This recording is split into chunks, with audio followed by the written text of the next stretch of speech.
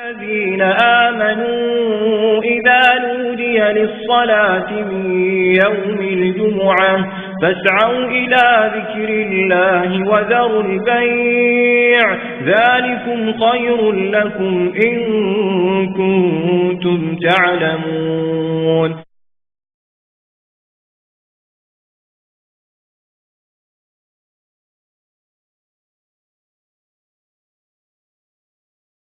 إن الحمد لله نحمده تعالى ونستغفره ونعوذ بالله من شرور أنفسنا ومن سيئات أعمالنا. من يهده الله فهو المهتدي ومن يضلل فلن تجد له وليا مرشدا. وأشهد أن لا إله إلا الله وحده لا شريك له وأشهد أن محمدا عبده ورسوله صلى الله عليه وعلى آله وصحبه وسلم. يا أيها الذين آمنوا اتقوا الله حق تقاته ولا تموتن إلا وأنتم مسلمون. يا أيها الذين آمنوا اتقوا الله وقولوا قولا سديدا يصلح لكم أعمالكم ويغفر لكم ذنوبكم ومن يطع الله ورسوله فقد فاز فوزا عظيما. يا أيها الناس اتقوا ربكم الذي خلقكم من نفس واحدة وخلق منها زوجها وبث منهما رجالا كثيرا ونساء واتقوا الله الذي تساءلون به والأرحام إن الله كان عليكم رقيبا. أما بعد فإن أصدق الحديث كتاب الله وخير الهدي هدي محمد صلى الله عليه وسلم وشر الأمور محدثاتها وكل محدثة بدعة وكل بدعة ضلالة وكل ضلالة في النار. أعاذني الله وإياكم من الفتن والضلالات. ثم أما بعد عباد الله، خطبتنا اليوم تحريم الغناء وآلات اللهو والطرب. ولا ليال waxa khudbadeena maantu ay ku saabsan tahay xaaraantinimeynta la xaaraantinimeeyey heesaha iyo muusikada iyo kamanada loo tumayo. waayo maanta waxa aynu guryaheennii iyo guryihii ilaahayba ka fadhiilaanahay heesaha iyo kamanada codka dhaadheer ee meel walba maraya. ruuxa muslimka ana waxa waajib ku ah inuu shay walba xukunkiisa ogaado, xalaal ahaan iyo xaaraan labada midka uu yahay, dabadeed uu hoggaansamo xukunka rabbi subxaanahu wa tacaala. waayo macnaha muslimnimada iyo mu'minku waa hoggaansame, waa ruux ilaahay u hoggaansamay oo amarkiisa qaatay nahyigiisana ka tegey. xaqiiqada islaamku waa taa. alislaam huwa alistislaamu lilahi biاltawxiid walinqiyaadu lahu biاlطaaca waalkhuluusu min ashirki waalbidaci wa ahlihima. islaamka marka la qeexayo macnihiisa iyo madmuunka uu ka turjumayo waa ilaahay in la ysku dhiibo tawxiidka loogu hoggaansamo, waa in طaacaadka iyo cibaadaadkana loogu hoggaansamo rabbi oo wuxuu ina faray la yeelo, wuxuu inoo diidayna laga tago. waa in laga beri noqdo, bannaanka looga baxo shirkiyaadka iyo bidaca iyo ehelkoodaba. walaalayaal, haddaba maanta waxaa khudbaddeenna maanta aynu isdul taagi doonaa bal heesaha ina halakeeyee dhibaatadoodu ina caam yeeshay iyo muusigaa maanta hadh iyo habeenba baxaya ee aynu ku waaberiisanayno kuna gabal dhacsanayno. bal xukumku islaamku siiyey waa maxay? ma xalaal baa mise waa xaaraan? walaalayaal, ugu horayn ilaahay tabaaraka wa tacaala nicam tiro badan buu inagu galladaystay, nicamtaasoo aan la tirin karayn lana soo koobi karin.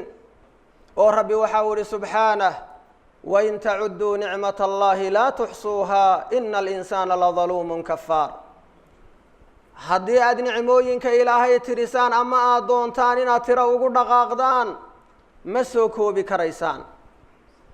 insaanku waxa alla uu ku tilmaamay inuu yahay la daluumun kafaar dulmi badane gaalnimo badan ciyaadan billaah waxaa kaloo alla uu yidhi subxaanah wamaa bikum min nicmatin fa min allah wax alla waxa nicmo idinku sugan tu diineed iyo tu dunyaba ilaahay xaggiisay ka ahaatay ee xooggiinna iyo xeeladiinna ma aha walaalayaal inna min acdami الnicam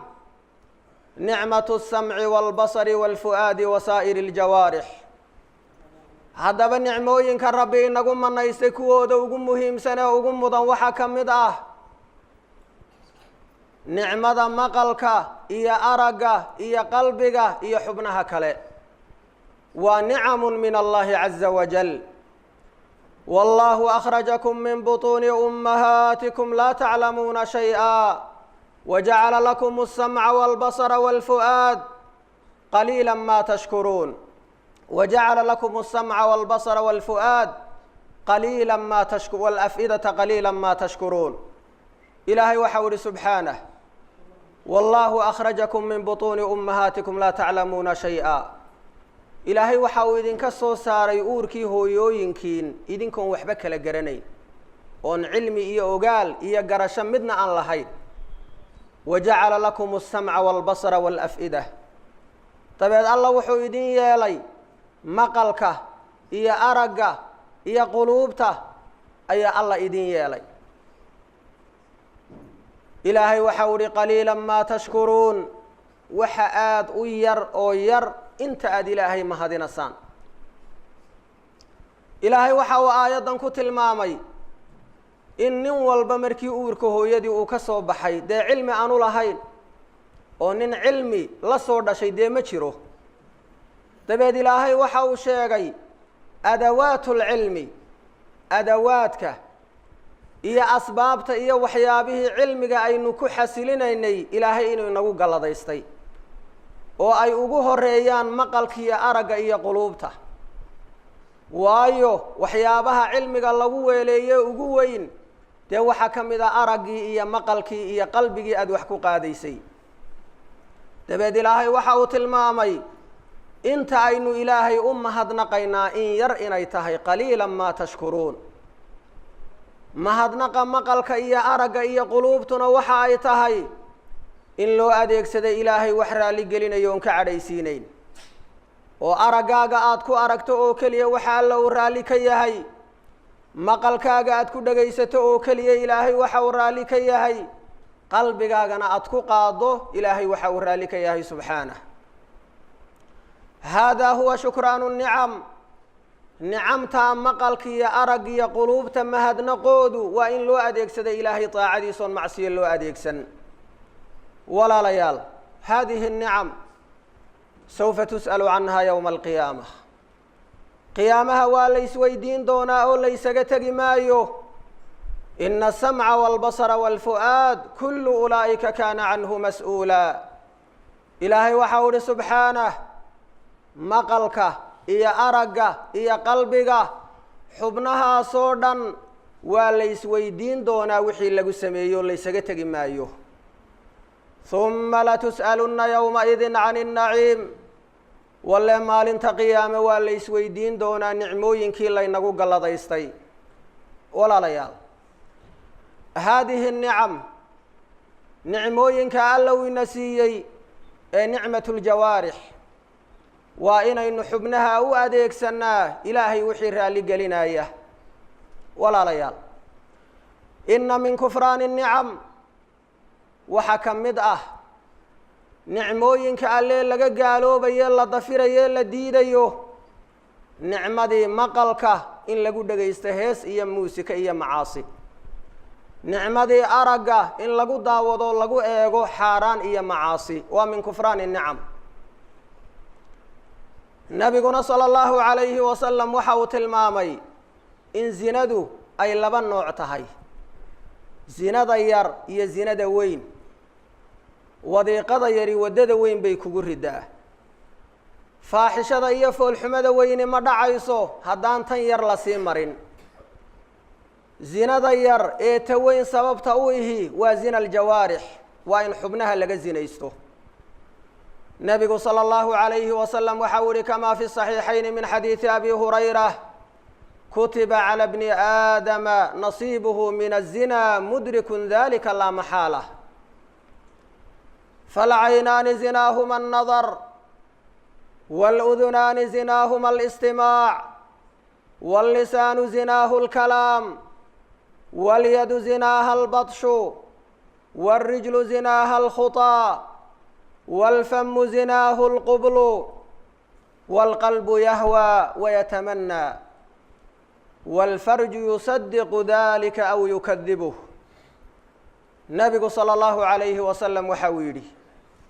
إن آدم وحلو قري نصيبك إيا قيبت أزينة كلي هاي أو كقاضي من سيقس شكل آن وحاو نبي صلى الله عليه وسلم لبدا إندود زينة دودو وأرق حاران تأه إن حاران لغو داودو لغو إيغو labada dhagood zinadoodu waa maqalka xaaraanta ah xaaraan in lagu dhageysto sida heesaha iyo muusikada iyo waxa la midka ah gacanta zinadeedu waa in xaaraan lagu qabto ama lagu taabto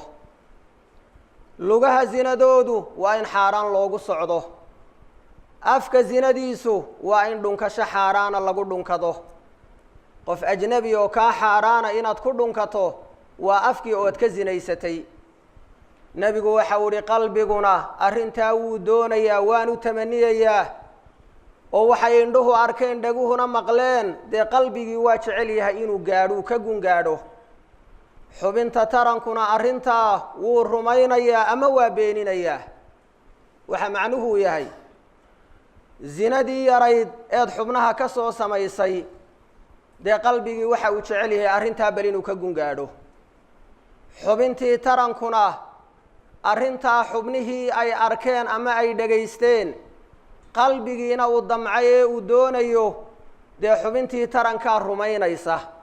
oo faaxishadii iyo foolxumadii weyneyd baa dhacaysa ciyaadan billaah ama xubintii taranku waa beenaynaysaa oo zinadii iyo faaxishadii weyneyd ma dhacayso macnaha xubinta taranku iyaduunbaa ama rumaynaysa wixii xubnaha ama beeninaysa walaalayaal xadiidkaa waxaa ka cad zinada weyn ee ay ka waajibayso xadka in lagu oogo qofka sameeya rag iyo dumarba dee waata xubinta taranku ay kulmaan ee faaxishadii iyo galmadii xaaraantayd ay dhacdo waa zinada weyn ee xadku uu ka waajibayo laakiin taa weyne haddaanay dhicin tan xubnaha ka dhacaysaa waa zino yar oo xad aanu ka waajibayn waase dembi iyo macsiyo dee cuquubo iyo cadaab aad ku mudan karto walaalayaal haddaba alghinaau bariidu zina heesuhu waa biriishka ama waddada loo mara zinada ciyaadan billaah waa waxyaabaha sahla ee fududeeya afarta madhab ee a'immada ugu waaweyn ee maalig iyo shaafici iyo axmed ibnu xambal iyo abu xaniifana way isku raacsan yihiin heesahan iyo miisikadoodiiyo waxa loo tumo xaaraannimada ay xaaraan ku yihiin shareecada ilaahay tabaaraka wa tacaala waxa uu yidhi ومن الناس من يشتري لهو الحديث ليضل عن سبيل الله بغير علم ويتخذها هزوا أولئك لهم عذاب مهين وإذا تتلى عليه آياتنا ولى مستكبرا كأن لم يسمعها كأن في أذنيه وقرا فبشره بعذاب أليم إلهي وحول سبحانه ومن الناس ضدك وحكمد من يشتري لهو الحديث كو سوء بسنة وركيس لغو مشغوله إن لغا مشغوله إلهي ذكركيس يطاع عديس ليضل عن سبيل الله بغير علم سي إلهي جدكيس أو ضدك أغلميه علم لآن سغو كدل سغن ويتخذها هزوا وأغنى يشو إلهي جدكيس إيا دينتا وحلقو ديل ديلو أو جيس لغا ديكتو الله وحوري أولئك لهم عذاب مهين كواسي وحي إليهن عذاب دلية أي إليهن الله وحوري وإذا تتلى عليه آياتنا kaa heesaha u dhaga nugulee dhegaysanaya kaa wax lagu mashquulo soo iibsanaya ilaahay dikrigiisa iyo daacadana ka durkaya ka noocaasa marka aayaadka yaga lagu dul akhriyo xaalkiisu waa sidee wallaa mustakbiraa wuu jeedsanayaa isagoo iskibrinaya ayuu dhabarka jeedinayaa oonu dheg jalaqu siinayn kaan lam yasmacahaa sidii nin aan maqal oo kale oo dhegala kaana fii udunayhi waqraa sidii wax labadiisa dhagood culays ku sugan yaho uu dhaga culusyo waxbaba aanu maqlayn ayuu ka jeedsanayaa aayaadka rabbi ilaahay waxau uhi fabashirhu bicadaabin aliim kaa waxaad ugu bushaaraysaa cadaab xanuujiya ciyaadan billaah walaalayaal haadihi alaaya keligeed baa inoogu filan inaynu ogaano xaaraannimada heesaha iyo muusikada cabdillaahi ibni mascuud radia allahu canhu wa ardaah saxaabigii qiimaha badnaa ee yidhi wallaahi maa min aayatin nazalat ilaa wa aclamu ayna nazalat wa fiima nazalat wamataa nazalat cabdillaahi bn mascuud oo ahaa saxaabigii yidhi wallaahi aayad soo degtay ma jirto hadday jirtase waxaan garanayaa goortay soo degtay iyo halkay ku soo degtay iyo waxay ku soo degtay waa kuwii cilmiga iyo qur'aanka ugu aqoonta badnaa ee fahamsanaa waa kuwii xaadiray waxyiga oo qoyan oo soo degayo daray ah waa kuwii nebi moxamed la saaxiibay salawaatu rabbi wasalaamuhu calayh ee safarkiisa iyo nagaanshihiisaba la socdeen meelna kaga faaruqin kagana fogaan waxau idhi ibn mascuud wallaahi aladii laa ilaaha ilaa hu lahwu lxadiid huwa alghinaa waxau idhi allaha waxaan ku dhaaranayaa mid xaq lagu caabudaa aanu jirin isaga mooyaane ilaahaasaan ku dhaaranayaaye lahwulxadiidka aayaddan lagu sheegay waa heesaha waa ibnu mascuudka sidaa yidhi sidaasoo kale ayuu yidhi cabdillaahi ibnu cabbaas turjumaanu lqur'aani wa xabru hadihi اlummah turjumaankii qur'aankee nebi moxamed u duceeyey ducadii nebi moxamedna helay ee ahaa xabru hadihi اlummah ummadda nebi moxamed caalimkeedii walaalayaal haadihi alaaya ilaahay waxa uu ku tilmaamay in heesaha iyo lahwulxadiidka la soo iibsanayo ilaahay jidkiisa ay dadka ka luminayaan waana xaqiiqadaynu hayno wakhtigaa aynu dikriga iyo daacada ilaahay beydkiisa ugu kulannay ayaa waddooyinkeenna waxa marayood ku soo arkaysaan heesaha iyo waxa weeyaan gawaadhida samaacaduhu ay saaran yihiin iyagoon jumco iyo salaatoona waru hayn waayo waxay ku mashquuleen lahwulxadiid ilaahay dikrigiisi iyo daacadiisiina waa ka jeesteen walaalayaal aayaddan ilaahay wuxuu ku tilmaamay ninka doortay lahwulxadiid qalbigiisa qur'aanku inaanu qoynayno hoos aanu ugu dhaadhacayn waayo laabi laba ula midse waa u door yacni maa jacala allahu lirajulin min qalbayni fii jawfih ruuxna laba qalbi ma leh dee qalbigaagu dhinacunbuu u dhaqaaqayaa laba dhinac uma kala dhaqaaqi karo qalbigii hees iyo muusi laga buuxiyey ilaahay qur'aankiisa waa ka daboolmo qaadi maayo sidaa darteed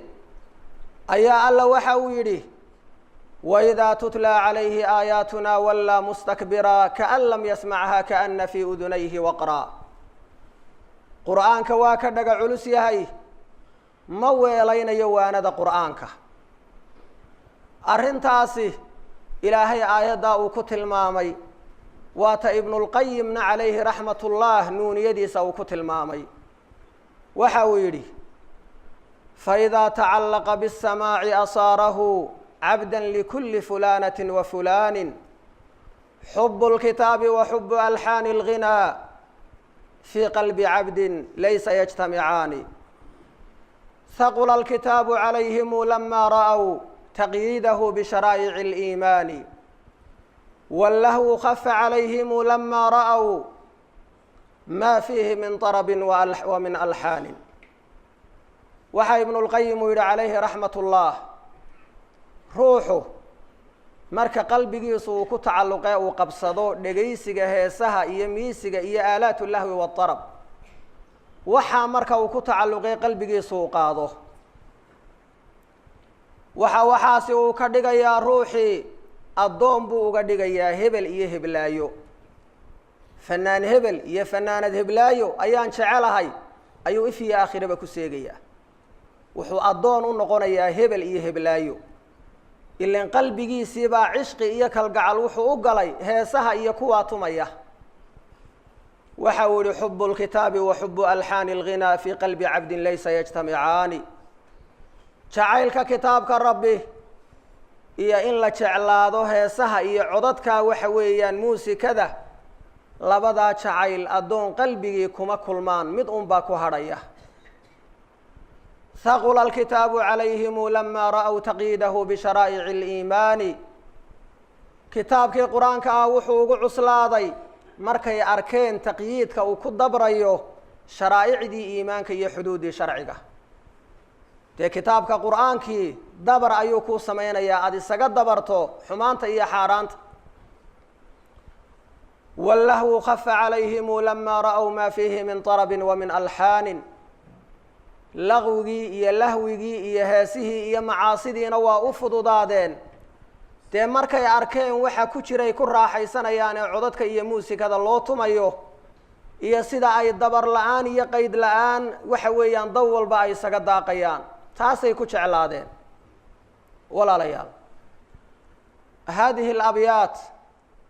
waxay tilmaamaysaa in ruuxa kitaabka alle jeclaaday hees iyo kaman inaanu u dhowaanayn laakiin ruuxa waxa weeyaan heesaha iyo kamanada iyo muusikadu qalbigiisa ay buuxiyeen dee qur-aankii ilaahay meel uma hayo waa ka buuxiyey walaalayaal waxaa kaloo alla uu yidhi subxaanah iyadoo la tilmaamayo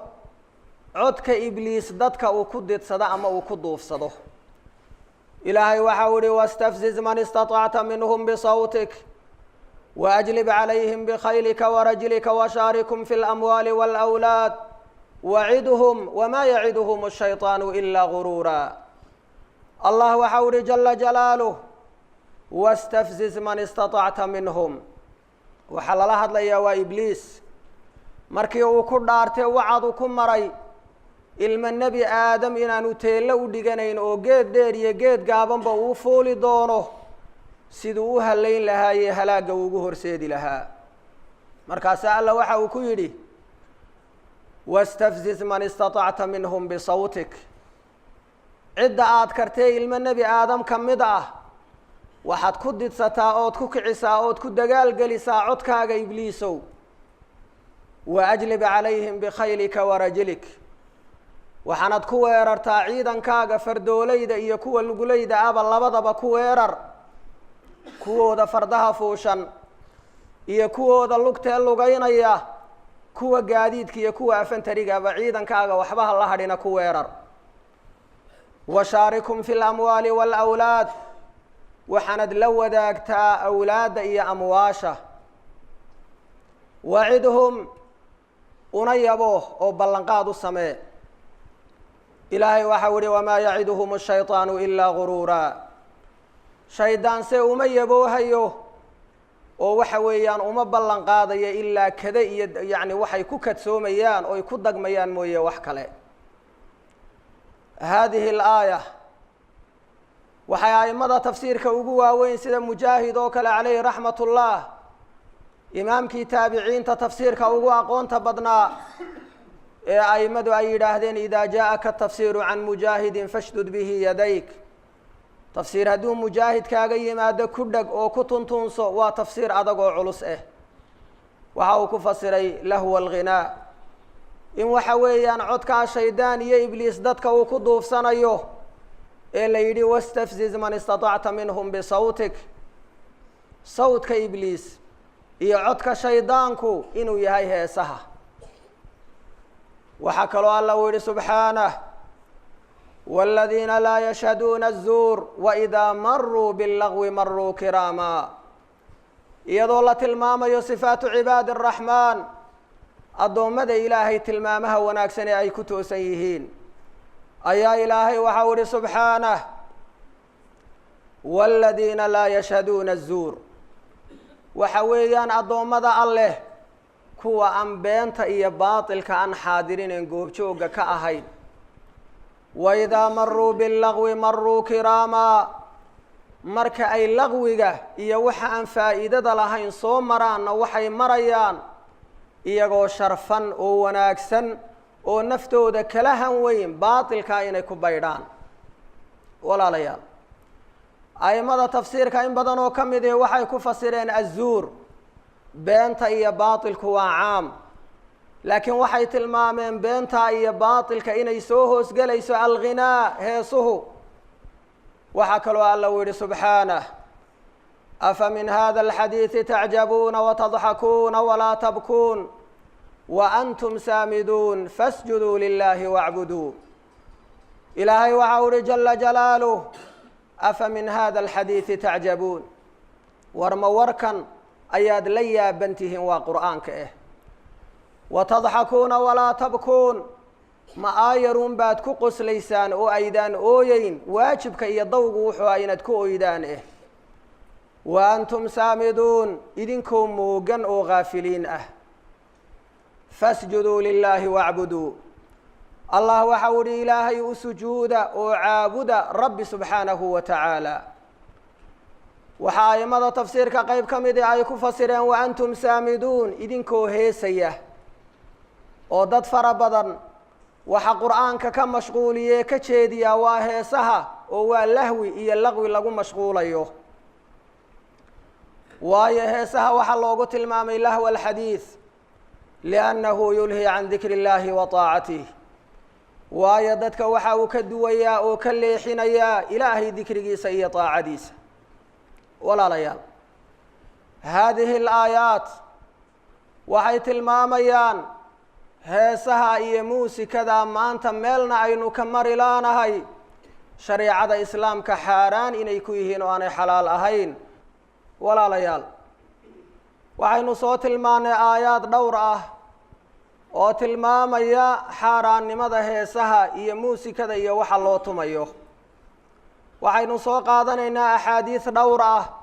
oo iyaguna macnaha tilmaamaya oo caddaynaya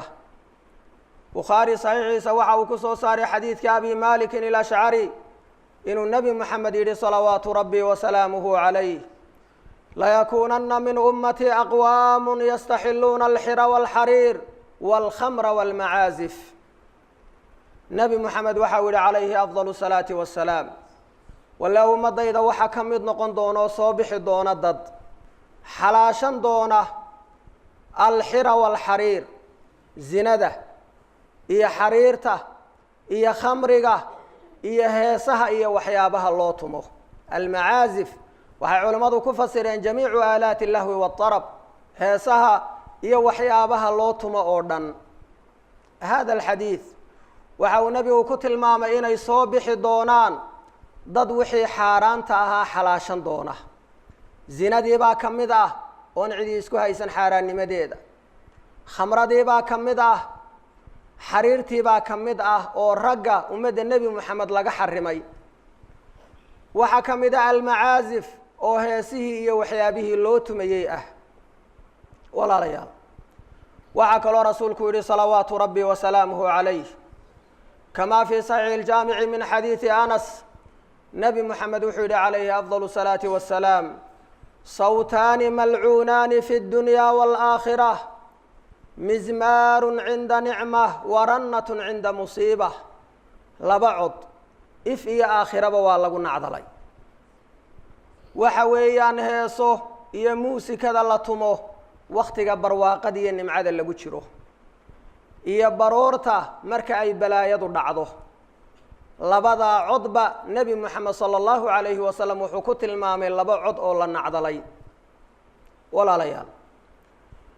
waxaa kaloo saxiixu sunani abi daawuud ku sugan fii saxiixi sunani abi daawuud can naafic qaala samica ibnu cumar sawta mizmaar fawadaca usbuucayhi calaa udunayh faqaala yaa naafic hal tasmacu shayئa qaala laa قال كنت مع النبي صلى الله عليه وسلم فرفع أصبعيه عن أذنيه وقال يا نافع كنت مع النبي صلى الله عليه وسلم فسمع مثل هذا فصنع مثل هذا. سنن أبي داود وحكسوا عن نافع إنه يري عبد الله بن عمر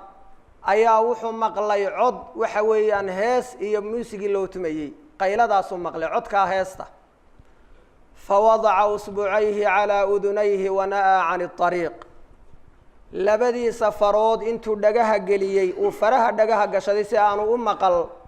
ayuu wadadii iyo dariiqiina uga leexday markaas waxa uu yiri naafico waxwaad ma maqlaysaa markaas uu yiri maya markay ka fogaadeen heestii codkeedii ka hadhee ka go'ay ayaa intuu farihii dhagaha ka saaray waxa ibn Umar uu yiri nabi Muhammad anoo la socda sallallahu alayhi wa sallam ayaa waxa uu maqlay waxaan maqlay oo kale markaasuu sameeyay sidan aan sameeyay oo kale waxa macnaheedu yahay de heestu hadaanay xaraan ahayn nabi Muhammad dhagaha faraha kama galiyeen Abdullah ibn Umarna kuma raaceen laakiin arintaasi waxay daliil u tahay in dhageysiga heesaha iyo muusikadu uu xaraan yahay oo aanu xalaal ahayn walaalayaal aymada madaahibta afarta ana sidaynu soo sheegnay waa isku raacsan yihiin xaaraannimada heesaha maalig oo kale waxa laga hayaa inuu yiri inma yaf'aluhu al-fusaaqu 'indana waxan waxa sameeyo uun kuwa fusaaqda taacada ka baxay ee ahlu khayrku shaqo kuma leh أحمد بن حنبل نوحول الغناء ينبت النفاق لا يعجبني هاسه وحي صوبق ليان أما أي بيران نفاقة وحن شعلها يون رالك أهين معها الغناء ينبت النفاق كما ينبت الماء الزرع وحاسه أي النفاق يعدر كيس أبيران سيدا بيوه أي باتك أبيران يزرعه ولا ليال waxaynu aqwaasha culimada iyo hadalka ilaahay aynu soo qaadanay iyo ahadiisa rasuulka sallallahu alayhi wa sallam oo mid kaliya kamid ah ruuxa muuminka uu ku filan yahay inuu ku waantoobo intaasoo dhami waxay tusayaan waxa maanta aynu maqlayno waxa lagu ololeynayo waxa meel walba dhawaaqiisu ku soo dhacayo shariicadeena inuu xaraan ku yahay waxa markaa waajib nagu ah oo xukuumadda iyo dadka talada haya waajib ku ah waxyaabaha ummadda inay ka xakameeyaan oo khayrkiyo wanaaga lagu bedesho waayo sharkiyo khayrku meel ma wada galaan markii quraanka iyo sunnada laga tagay ayaa heesta iyo waxa weeyaan kamanku halkoodii ay galeen laakiin kuwa inta meesha laga saaro in quraanka iyo sunnada iyo muhaadaraadka iyo wacdiga iyo waxa ummadda anfacaya la maqashiyo walaalayaal waxaynu maalmo dhaweyd maqlanay culimada burco khayr Allah siiye inay xataa aroosyada heesihii iyo balaayadii loo tumi jiray inay ka joojiyeen oo hudheelado dhan ay mareen maamulka gobolkuna uu ku waafaqay taasay Hargeysina u baahan tahay oo culimadeedu inay ku kacaan oo maamulku ay ku ayidaan ay ku gacan siiyaan in heesaha iyo kamanka iyo waxyaabaha ummadda laga xakameeyo waayo waxa xaqiiqo ah waxyaabahaasi ummadeena way baabi'inayaan dhalinyarteena macaasida iyo xumaantay u horseedayaan wax khayr iyo wanaagna ka dheefi mayno midho wanaagsan ka goosan mayno walaalayaal waxa waayilka iyo dadka waayeelka ee xilku saaran yahay iyagana saaran inay ubadkooga iyo guryahooda iyo meheradahooga ka ilaaliyaan oo xaaraanta ay ka xafidaan oo ay ku doorsadaan quraanka qalbigooda qoynaya oo ay ku bedeshaan ahadiisa nabiga sallallahu alayhi wa sallam oo ay ku bedeshaan muhaadaraadka iyo wacdiga iyo waxa quluubtooda nooleynaya rabbana aatina fid dunya hasanah wa fil aakhirati hasanah wa qina adhaban nar allahumma ansur al islam wal muslimin wa adil ash-shirka wal mushrikin wa ahlik al kafarata wal mulhidin a'daaka a'da dinaka ya rabbal alamin اللهم احفظ علينا أمننا وإيماننا اللهم احفظ علينا أمننا وإيماننا اللهم احفظ علينا أمننا وإيماننا فأنت خير حافظا وأنت أرحم الراحمين إلهي وأمانك نواتك إلهي وإيمانك نو زيادي إلهي وح الله وحي خلق لي دبات نجا يا نجا دور ونجا إلالي إلهي وكوا يجه جانك نوها ينا وناجا يا خير كوافتي كوا جانك كهمي ينا كودا وجو خير كبدن الله يوجعنت وجلي إلهي وخلاف يا خلق يا فتن يا دجال يا دبات الله ينجا إلالي هرب واد نوجا إلالي سيدنا الله ينوجا إلالي نعمة نصيص الله يونو زيادة أو نوسق وحين نجزولنا يا الله يونجا دور ونجا إلالي وصلى الله وسلم على نبينا محمد وعلى آله وصحبه وسلم والحمد لله. الذين آمنوا إذا نودي للصلاة من يوم الجمعة فاسعوا إلى ذكر الله وذروا البيع ذلكم خير لكم إن كنتم تعلمون.